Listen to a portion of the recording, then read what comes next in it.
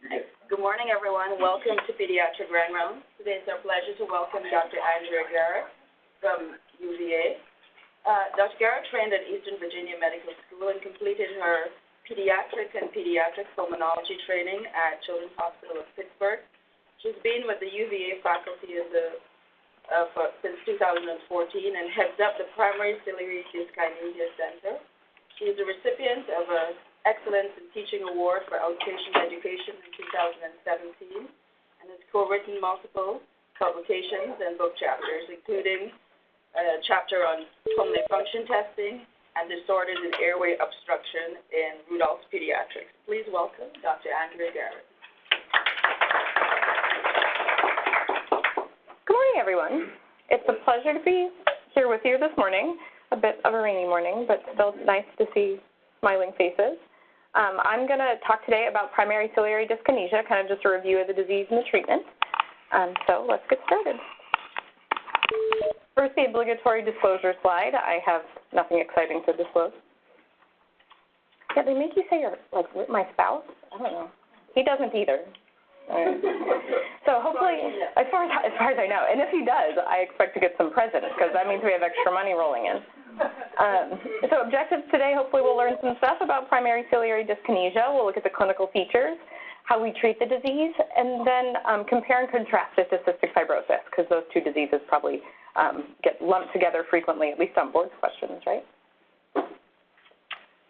To start with a referral, so this is a case that many of you will probably be familiar with, whether you're a general pediatrician, medical student, an allergist, an otolaryngologist, a pulmonologist, you name it, you're going to see kids with a chronic cough and recurrent infection. So this is a 3-year-old. He comes into your clinic with his mom.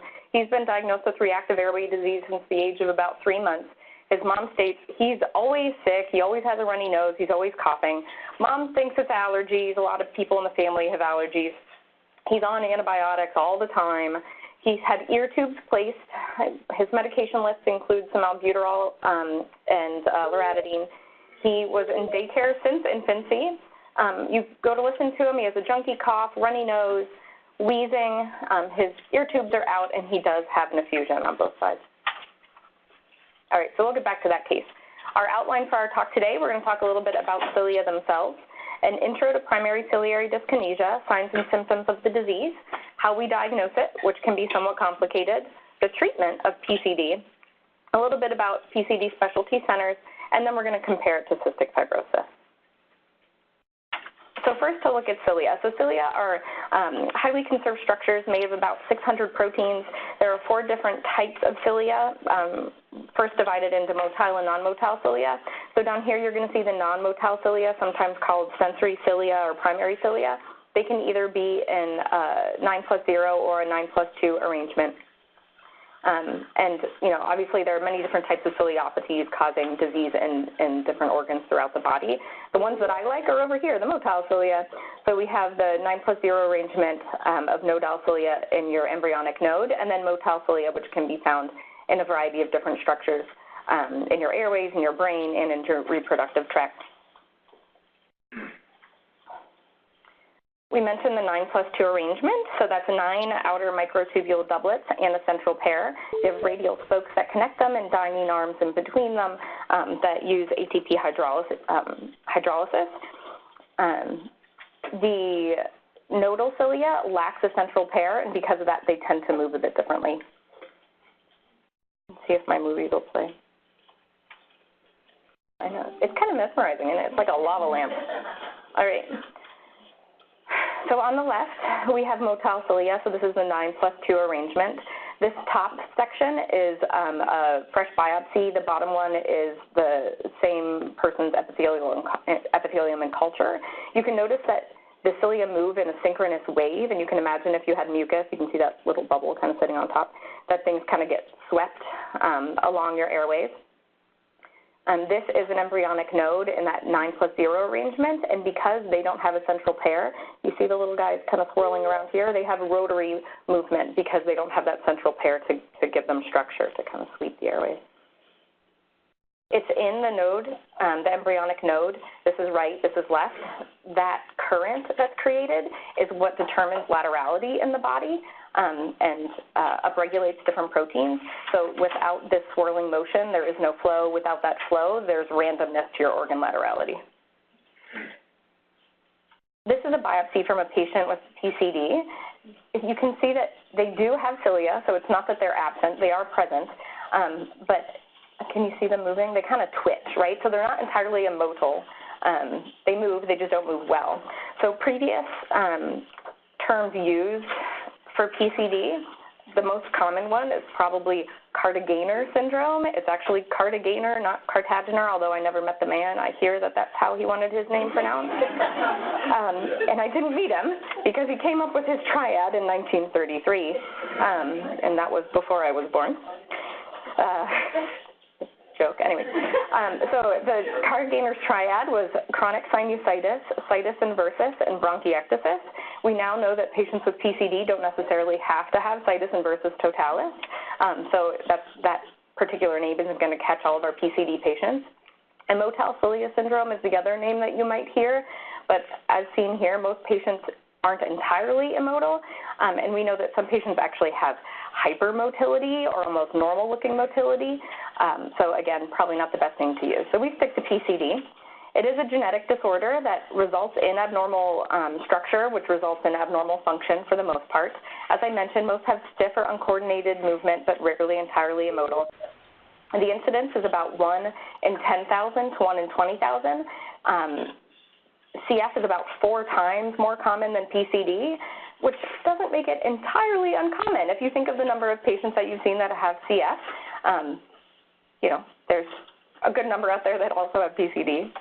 And as I mentioned, it disrupts both mucus clearance and laterality. So we'll get more into the specifics of the signs and symptoms, but they can be divided into sinopulmonary disease and kind of extra manifestations outside your sinuses and your lungs. To focus first on the sinopulmonary disease, these are the problems with impaired mucus clearance. So over 80% of babies with PCD are born with neonatal respiratory distress. That is almost always explained by something. Most babies don't like to leave the NICU without an explanation for why they were there. So they'll be called TTN, or they'll be called a neonatal pneumonia, they'll be called meconium at delivery. It must have been meconium aspiration. But frequently they'll end up with days to weeks on supplemental oxygen or even on a vent. As they get a bit older, they have recurrent lower respiratory tract infections, and older than that, they'll end up with bronchiectasis. About 50% by the age of 8 will have bronchiectasis.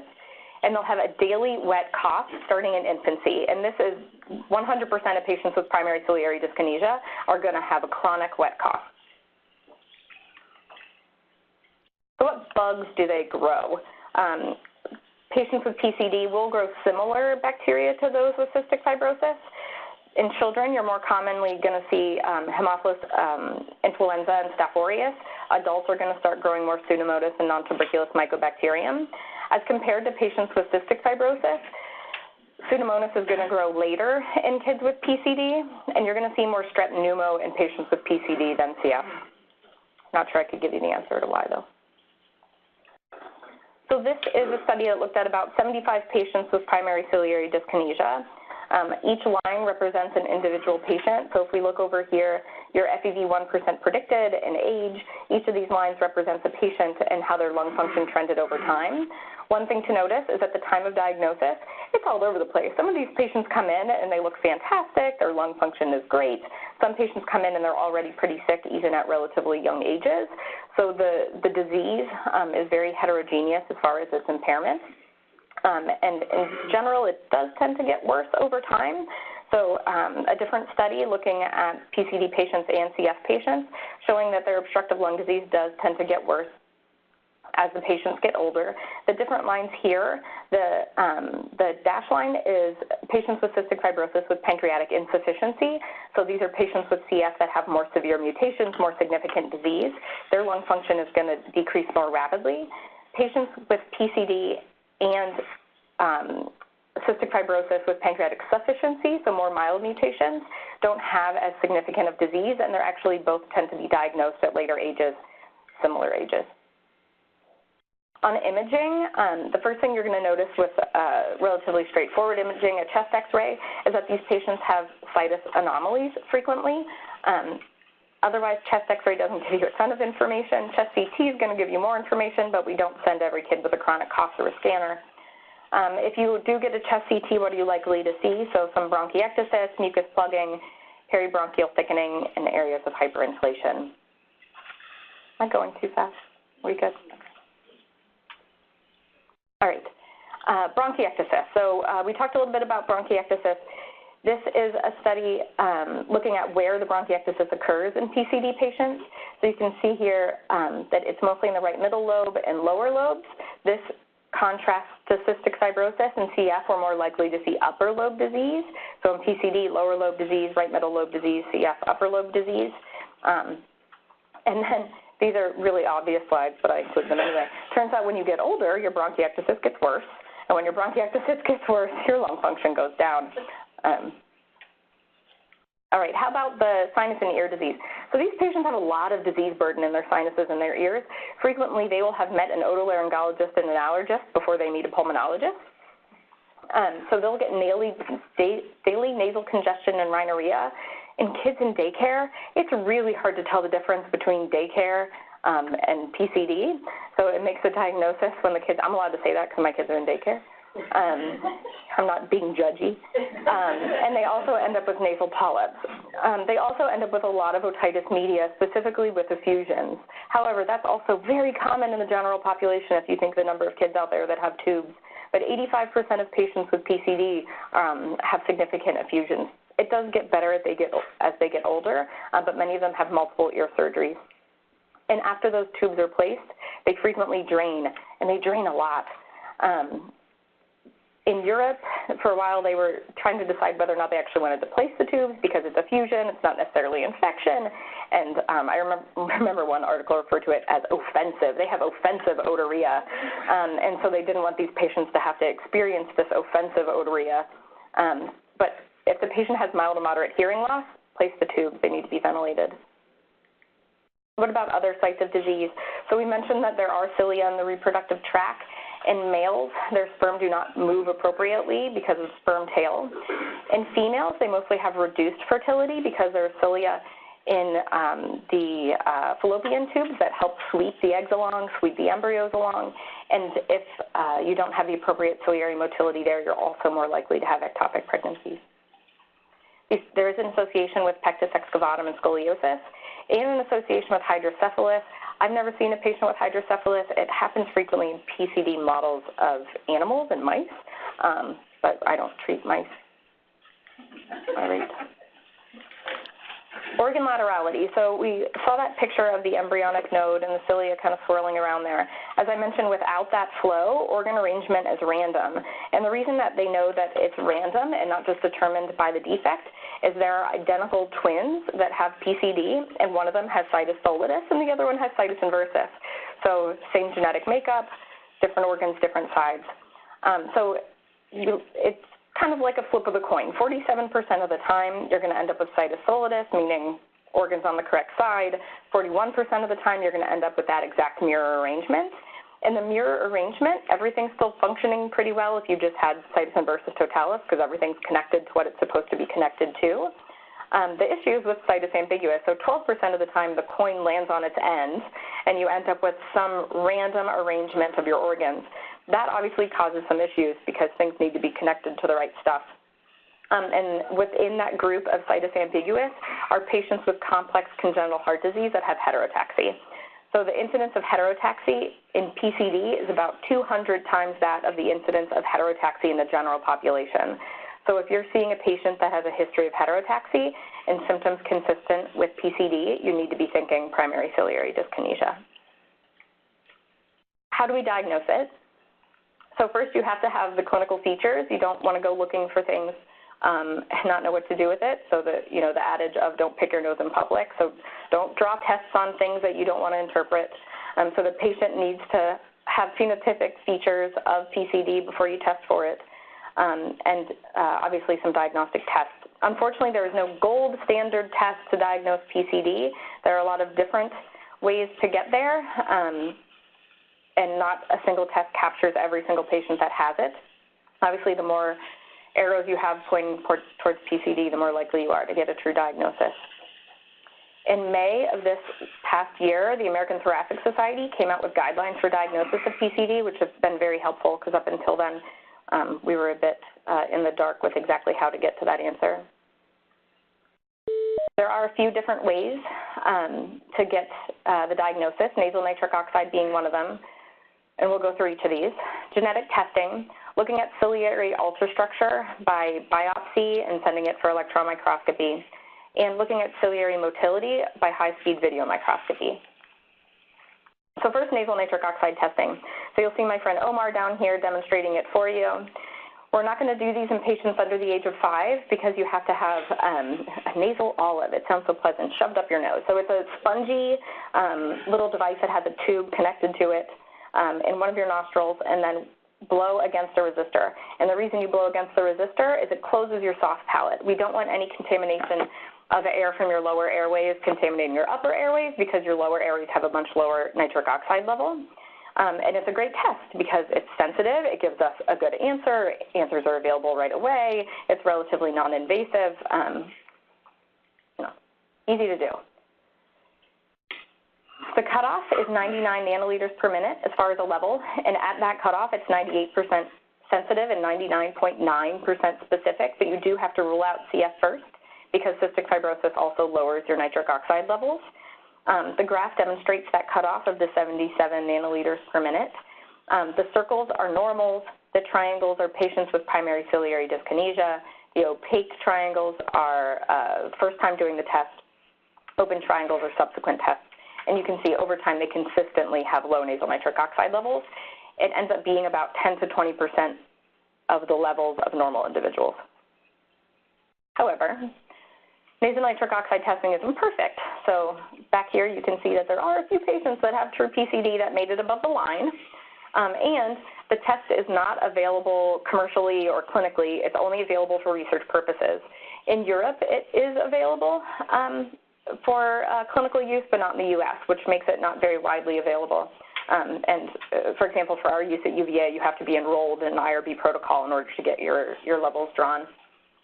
Other diseases can lower your nasal nitric oxide levels. We already mentioned cystic fibrosis, but basically anything else that gives you really clogged up sinuses. If you're not able to sample the sinuses, then you're not able to get a good measurement. So when we do it, we make sure the patients are at their well baseline, we give them a tissue, we say blow, blow, blow, and try to get them as clear as we can before we do the testing. If a level's ever low, you repeat it just to make sure it was accurate a few weeks later. And the patients have to follow directions. So you can do it with tidal measurements. So there are studies that have looked at neonates, NICU-age babies, put the nasal olive in their nose and get tidal measurements, but they're a lot less accurate, and there's not a good cutoff to use. Genetic testing is probably the easiest way, or the cleanest way, if you will, to get to the diagnosis. Over 40 genes have been implicated to cause primary ciliary dyskinesia. There's one commercial panel that sends about 35 of those 40. Most of them are autosomal recessive. There are 2 X-linked recessive genes that cause PCD, but they're relatively rare. There are no cases of digenic inheritance, meaning you can have you can be heterozygous for as many PCD-causing genes as you want to, but you don't have PCD until you're autosomal recessive homozygous.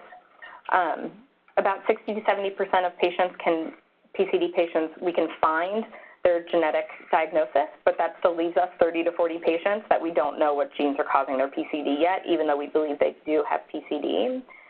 Obviously, the hope is that this number will go up in the coming years. This is an example of genetics report. There's no patient-sensitive information on here. That's me, not the patient. I do not have PCD. This patient has PCD, and the reason they have PCD is because they have 2 pathogenic variants in the same gene. They also have a VUS in another disease-causing, or another gene that causes PCD, but they're heterozygous at that location. So for example, if they were heterozygous here and heterozygous here, they do not have PCD. The test can be somewhat complicated to interpret because we have, 35 different genes and how many different mutations you can have in that many different genes. So a lot of times they don't know. There's a ton of VUSs, and chances are some of those are disease-causing. This is somewhat of a busy slide, but just to show that there's a lot of genes. There's a lot of genes. And when we look at those genes, some are more common than others, DNAH5 being the most common cause of PCD. And those genes generally are associated with a specific structural defect in the cilia. And this, I think this is an older study, yeah, so, old, 2-3 years ago. But the panel's changed. There's more genes now on the panel than there were even a couple of years ago, which is great. It's a fast-moving field. To look at that cilia ultrastructure, so in this slide, this is normal, and these are all examples of abnormal. But we need to biopsy some ciliated epithelium, so most commonly we biopsy the nose, or the nasal turbinates, or the bronchial epithelium. The types of defects, there are many, mostly outer dining arm defects, but you can also have inner and outer dining arm defects or central apparatus defects. The least common is oligociliary defects, so by far most patients have cilia, they don't move well, but we do think that there are a small number of patients that actually just don't have enough cilia there. However, EM is hard to do. It's expensive to do, and you need a lot of slides. So historically, when they used to do these, they'd get one good cross-section, and if that looked okay, they'd say we're good. But the PCD Foundation wants to see 20 to 50 individual ciliary cross-sections in order to make the diagnosis by EM. And 30% of patients will have normal EM, even if they have PCD.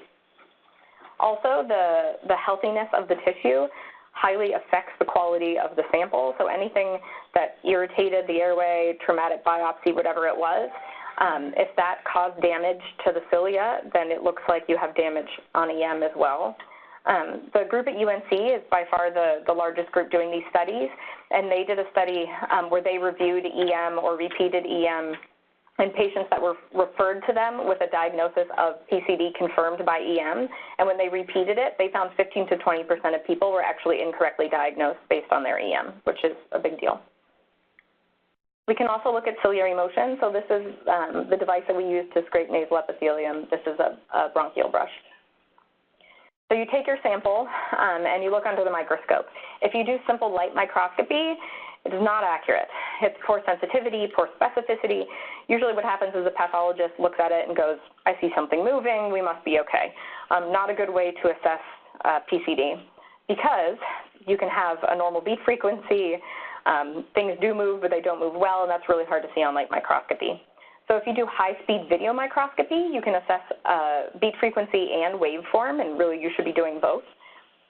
However, this requires considerable experience, and right now there are no centers in the United States that make the diagnosis using this modality. There are a few in Europe that do it. And it runs into the same issues that you would get with EM. If you have a bad sample, your cilia don't move well. If you're sick at the time, your cilia don't move well. So it can be rather wrought with error. And as I mentioned, the normal motion can be seen even with genetically confirmed PCD. I hope this is readable. So this is the diagnostic algorithm from that ATS paper that I mentioned earlier that came out last year.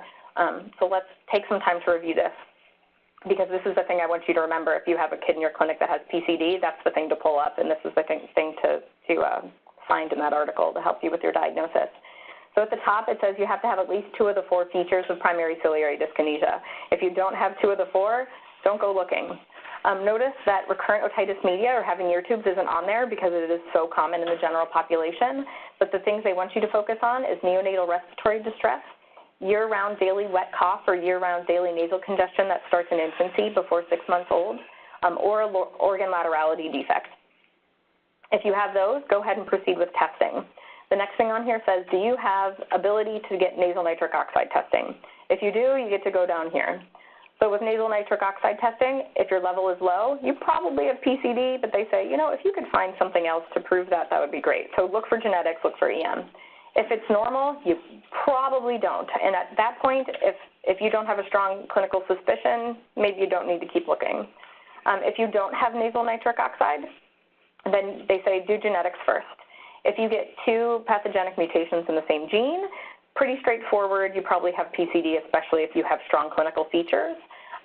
If you speak to the foundation, some of them will say, sure, would be nice to test the parents too to make sure that this mutation is in trans and not in cis, or confirm with something else. But for the most part, I think if you have a patient with chronic cough and sinus inversus in your office, that has positive genetic testing? Sounds good. If your genetic testing doesn't give you the answer you want, move on to EM. How about management? So frustratingly, there are no good large studies in patients with PCD. There are a few ongoing right now, and we look forward to seeing them published soon, hopefully.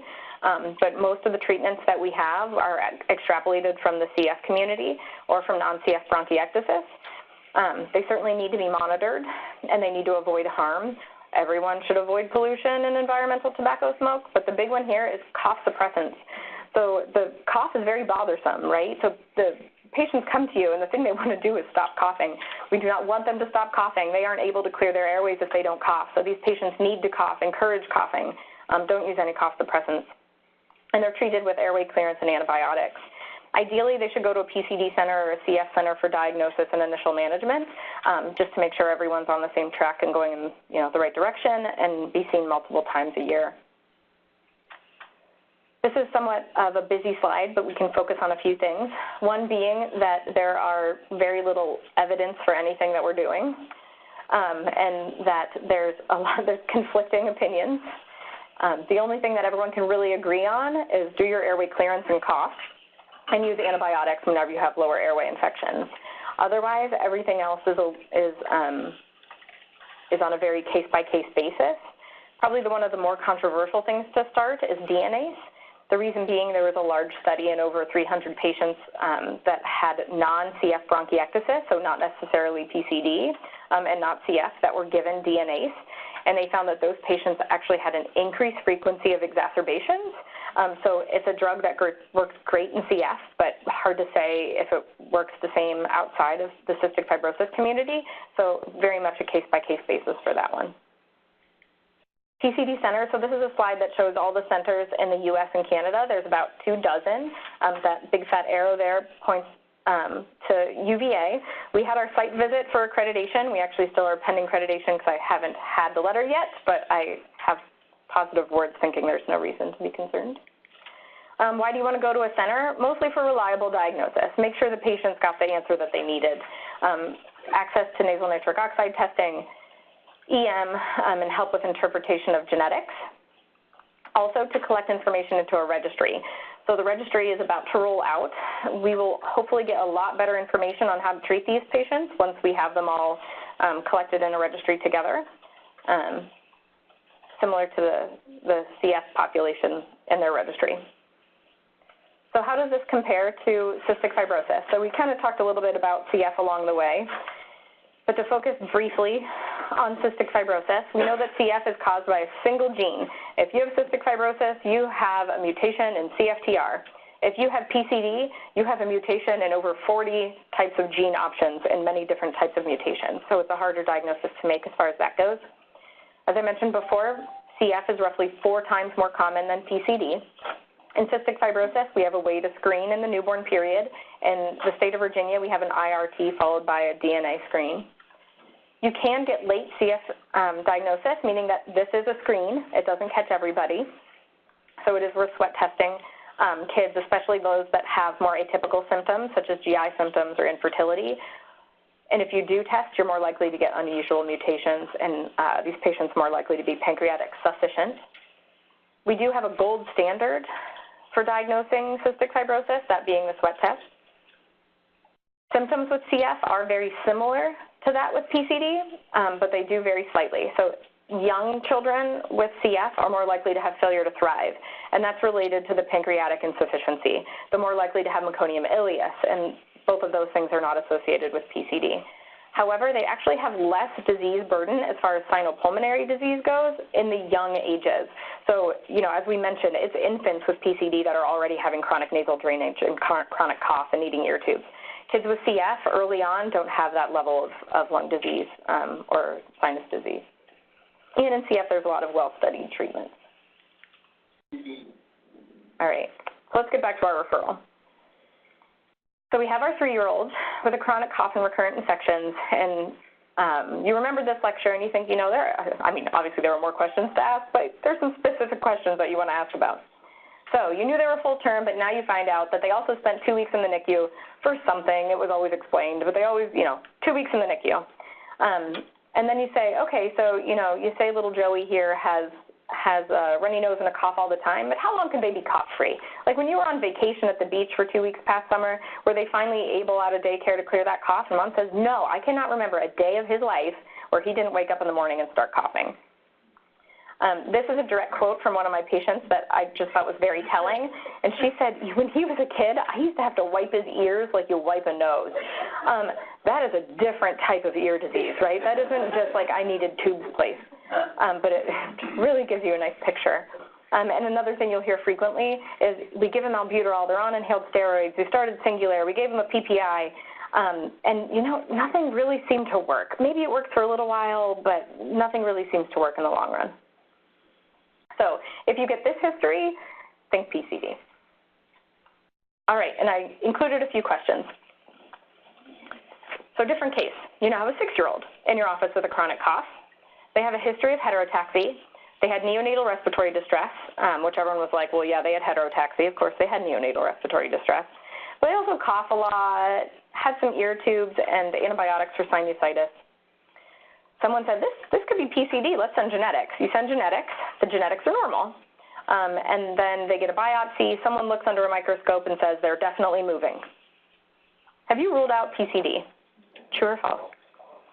Correct, we have not ruled out PCD. It's really hard to rule out PCD because there are many different tests and none of them are perfect. So you say, you know, with that history, I think they still might have PCD. I'm gonna do more testing. What testing do you want to do? Nasal nitric oxide testing, an epithelial biopsy for electron microscopy, a ciliary beat frequency, all of the above, or just A and B? I'm trying to.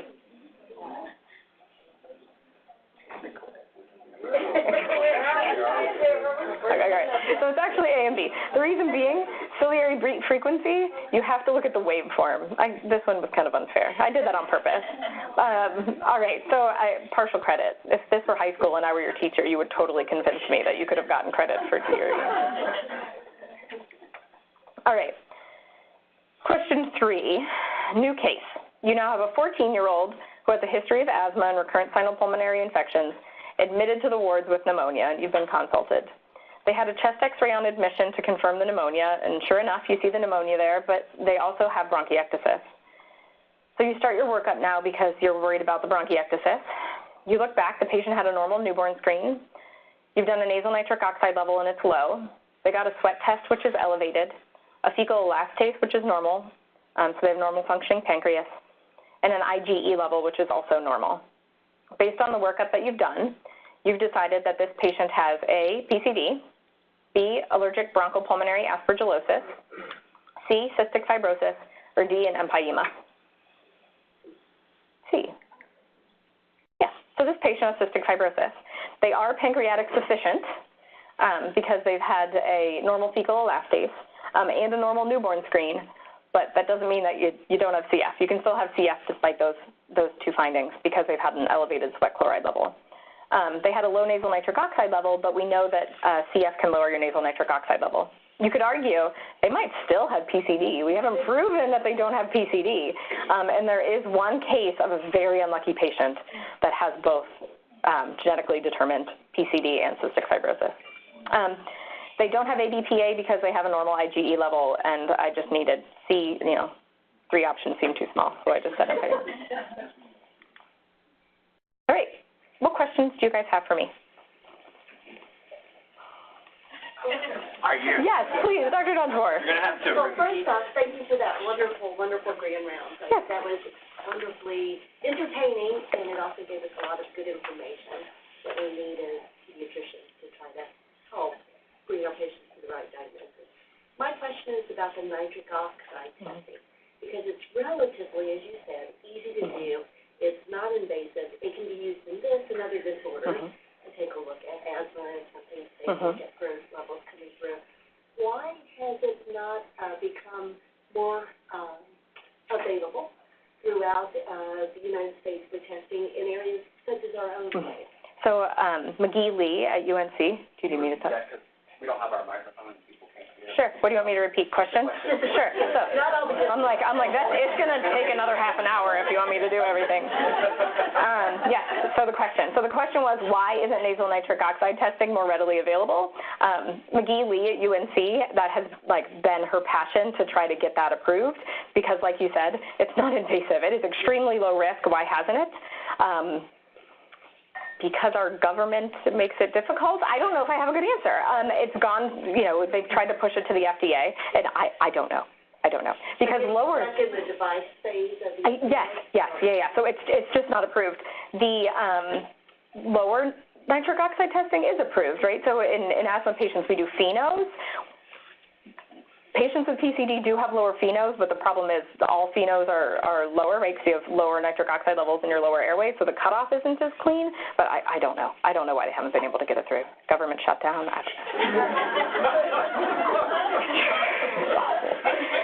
Sir. Yeah, I apologize. I was late. I had to do a fecal disinfection.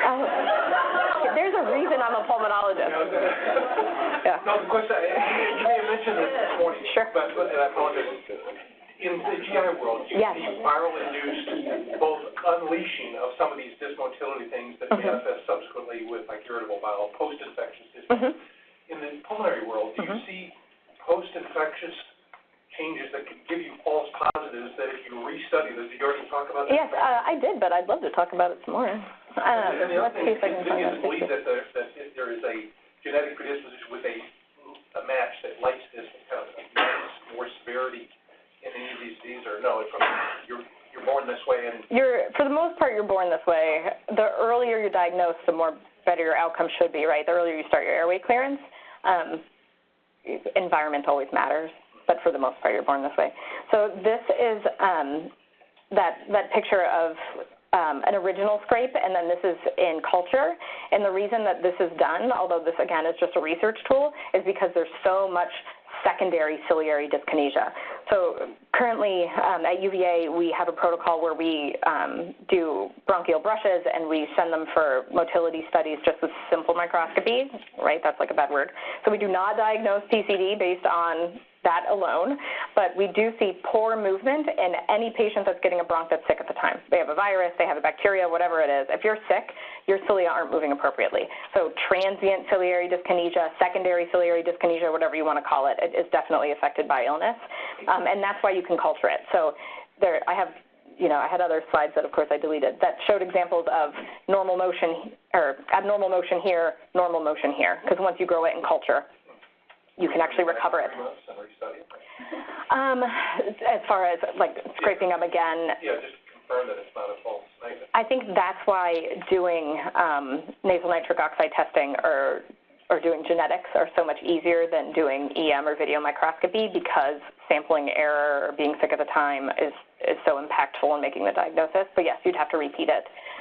Bronchial brushes are nice to do because they're under anesthesia and they don't feel a thing, but at some centers, they just, they pin Junior down and scrape his nose so that you don't have to go under anesthesia. Yeah. So thank you for that discussion. I applaud your endeavor to be certified as a PCD Center, because Dr. Lee and her group there has been very helpful for us through the years, but Virginia Medicaid has not. And so we need a center here in Virginia to help with this, because not only are these more, maybe less invasive, more easier testing is helpful, but kind of backing that up with these other more specific studies and understanding pathology behind it is still very important, because we do not have great standards of intervention. Working on that. Thanks. It was the hardest part was getting the nitric oxide device. So that was, I think, I can't remember. It was many tens of thousands of dollars, which seems silly. But that's what the grant's for, right? One thing I was struck by your graphs about the PST, the age of the patient. Because you have patients who are 60, 70. Getting diagnosed. And I always think about this as being a bad illness with a very short life expectancy. But that doesn't necessarily bear that out. I'm assuming there's difference in severity. Yes.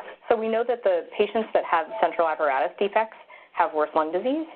And for the most part, patients have a lot of morbidity, but not necessarily a ton of mortality. They certainly can make it to lung transplant, but it's not a foregone conclusion that they will ultimately need a transplant. Again, I think a lot of it probably depends on how aggressive your airway clearance therapies are and how early you started them. But yeah, so there will be, I mean, these patients most certainly have significant disease burden and significant bronchiectasis. I think the largest patient group that we should, harvest for diagnosis are the adults. The number of non-CF bronchiectasis patients that are in the adult world that are seeing adult pulmonologists, and they just say, you have bronchiectasis. Once you have bronchiectasis, we basically treat you all the same, right? You get airway clearance, you get antibiotics. But these patients would love a diagnosis. So working with our adult colleagues to try to get more answers for more adults would be great. But yeah, the disease is very heterogeneous. At a cellular level, you may have mentioned this as well. Do we have known biochemical defects that correlate with the genetic deficiency and other candidate drugs, aside from transplant, that can reverse any of the biochemical deficiencies? So it's all structural. So it's not a biochemical issue, it's a structural issue. So specific PCD genes and then the ultrastructure defect that they cause. And you'll see in some of them, there's no defect on EM. But why don't they move appropriately? We don't have a good answer. I was going to ask about the center. I know you're primarily interested in the pulmonary function, but because they can have GI dysmotility and fertility issues, is it going to be a multidisciplinary clinic, in which case they would have consults from the GI group and consults from endocrine as well? So the largest issues they have are lung and ears and sinuses. So I work closely with our otolaryngologist. We have two now. Isn't that exciting? Yeah. We really needed another pediatric ENT. We were very excited to get one. So we work with them closely because mostly they need a lot of sinus surgeries, a lot of ear surgeries. The GI issues are more related to malrotation from laterality issues. And then as they get older, they need to see reproductive endocrinologists for infertility, but obviously that's kind of not in the same line with pediatrics. The other thing that has been helpful that we have access to are social workers and a respiratory therapist that will sit down with them and look at their high-frequency chest wall oscillation device and all their NEBs and do education and help them from that standpoint. One question. Of course. For other patients that we might see as pulmonologists, from time to time we see folks who have children who have maybe not even laterality defects, but like some type of heterotaxy, cardia. Are these children be on our radar to consider this if they're having, I've seen some who've had a paucity of symptoms, that they have hypersplenism or that nature? So if they have an organ laterality defect, and the problem is once you have congenital heart disease, you usually have neonatal respiratory distress. But technically, if they have two of the four, so if they have neonatal respiratory distress and any sort of situs ambiguous, heterotaxy, et cetera, then you can reasonably send for PCD. I would be much more excited if they also coughed, because 100% of patients should be coughing. I do have one patient that the mom said, I never noticed the cough. They were so focused on the nose and the ears that they just said, well, they're coughing because their nose is running, and the cough was never the thing that bothered them. It was the cosmetic appearance of snot. But, yes. Any other questions in the room? I'll unmute the phone here really fast. We're in the back. All right. If you are on the line and you do not want to ask a question or make a comment, please put your phone on mute now. The conference is now in talk mode. We got a new lady doing our voice up there. All right, so the phone lines are open. If anyone has a question, now's your chance. Hey, Alex, it's Amy Kreider. Great talk. My first question was actually already answered, which is there an increased rate of PCD in kids, especially with hypoplastic hearts, who tend to have an increased risk of heterotaxy as well? And so I was wondering from that if there's any evidence that early diagnosis of PCD, like early diagnosis of cystic fibrosis, can prevent some of the morbidity of the disease. So if I had a kid with, a young infant with hypoplastic heart and heterotaxy, would there be an advantage to screening that child early for PCD? So good question. I would like for them to have something other than just the heterotaxia or just the congenital heart disease. The research that I did as a fellow was actually in patients with heterotaxia or congenital heart disease looking at their cilia. And we know that, and I'm sure you know this, that patients with heterotaxy do worse than patients with other types of congenital heart disease that are equally severe, and we don't have a good reason why, and that's what prompted this research. So especially in heterotaxy patients, they have worse outcomes. And the lab I was in was looking at to see if they have, in general, just poor functioning cilia. Even if it's not truly PCD, is it some poorly functioning cilia? And the argument we made was probably. But some of these patients have true diagnosable primary ciliary dyskinesia. And with any of the patients with PCD, you'd argue earlier diagnosis is better because you're preventing the mucus plugging, the mucus stasis, the development of bronchiectasis should all be delayed if they're able to more aggressively treat their lung disease. But that's hard to do when you're also, stuck in the cardiac